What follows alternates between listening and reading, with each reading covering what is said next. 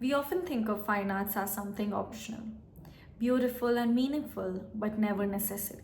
Yet, historically, whenever societies have advanced economically, intellectually, and technologically, fine arts were never on the margins, they were always central. This conversation sits at the intersection of multiple disciplines. Economics, because art is tied to incentives, funding, and long term growth. Sociology, because art reflects who gets visibility, legitimacy, and voice. Political economy, because state decides what deserves public investment. Education, because creativity is either cultivated or quietly discouraged. And technology, because innovation doesn't emerge from logic alone, it emerges from imagination. So, when we talk about fine arts, we're not just talking about paintings or performances, we're talking about how a society wants to imagine their future. Across the world, countries who take fine arts seriously don't do that out of sentiment, they do out of strategy. Take France, for example. Public funding for museums, artist residencies, cultural institutions, and preservation is not framed as charity. It's framed as national infrastructure. Culture is soft power. Or Japan, for example. From traditional crafts to contemporary design, there's a continuous line between art, industry, and identity. Design thinking flows into architecture, consumer electronics, fashion, and even manufacturing. Or South Korea, for example. In just a few decades, cultural investment in music, cinema, and visual arts have become one of the country's strongest global exports. This wasn't accidental.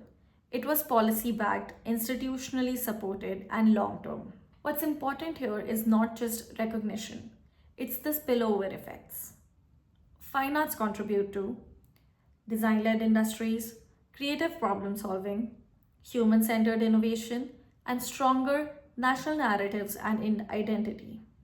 Many of today's most innovative economies are not just technologically advanced, they are also aesthetically and culturally intentional.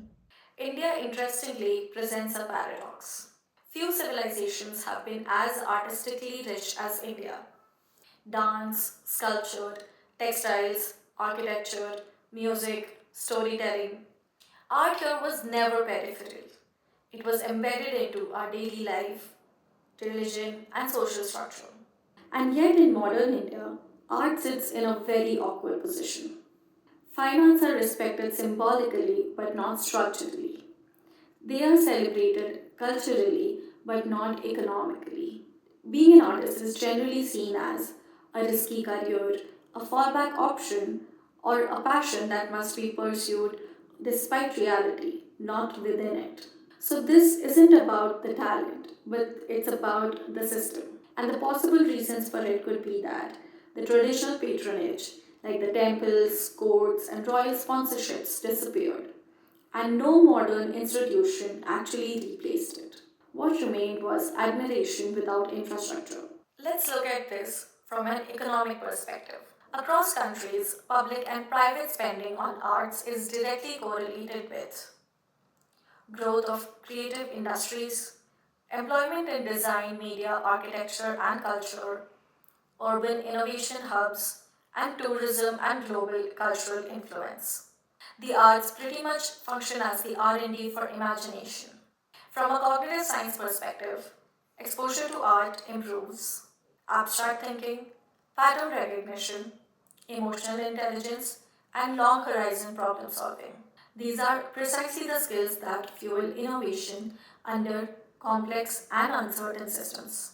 Design driven economies consistently outperform purely cost driven economies in the long run, and design at its core is applied art. India invests heavily in technical education, managers, doctors, and engineers. However, creativity is still treated as optional rather than strategic, innate rather than trainable. The result isn't lack of intelligence, it's lack of originality at scale. This isn't about blaming individuals, families, or artists. Families push stability because systems are fragile. Artists struggle because institutions are weak, and markets undervalue because the long term benefits are hard to price. The issue is not appreciation, it's alignment. We admire art, but we don't design policies for it. We consume culture, but we don't invest in creators. We celebrate heritage, but we underfund living artists. So, what could a healthier ecosystem look like? It's more structural than dramatic. It looks something like public private patronage models, city level cultural budgets tied to urban development, artist in residence programs across universities, tech firms, and public institutions, stronger copyright enforcement and archival infrastructure, cultural funding treated as long term capital and not in discretionary spending. The goal isn't to turn every artist into an entrepreneur. It's to make creativity viable so that talent does not have to choose between expression and survival. If India wants to lead, not just at scale but also in originality, fine arts cannot remain ornamental. They're not a luxury, they're a part of how societies think. How a society treats its artists reflects what it values. It's not just for today, but for the future that we are making. Something to think about. So, yeah, that's it for today's video. Let me know how you like it. Bye.